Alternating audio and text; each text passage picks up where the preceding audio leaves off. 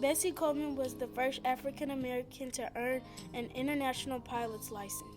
She dazzled crowds with her stunts at air shows and refused to be slowed by racism.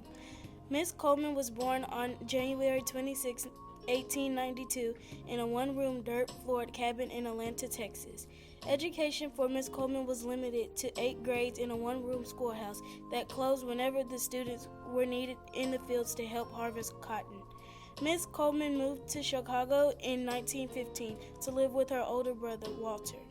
She worked there to achieve her life goal of becoming a pilot.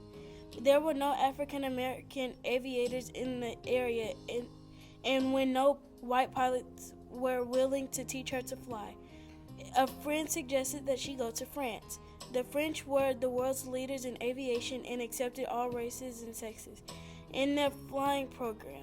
Miss Coleman left for France in 1920 and completed flight training at the best school in France. She was awarded a pilot's license on June 15, 1921. She traveled Europe, gaining farther flying experience so that she could perform in air shows. For the next 5 years, Miss Coleman performed in numerous shows across the country.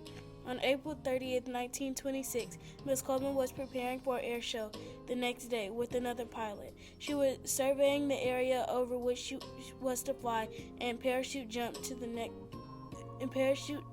next day from the second cockpit. Her seatbelt was unattached because she had to lean out over the edge of the plane while picking the best sites for her program. At an altitude of 1,000 feet, the plane dived. It then flipped over, throwing Coleman out. Moments later, her co-pilot crashed the plane. Both were killed. She was buried at Chicago's Lincoln Cemetery and gradually, over the years following her death, achieved recognition at last as a hero of early aviation.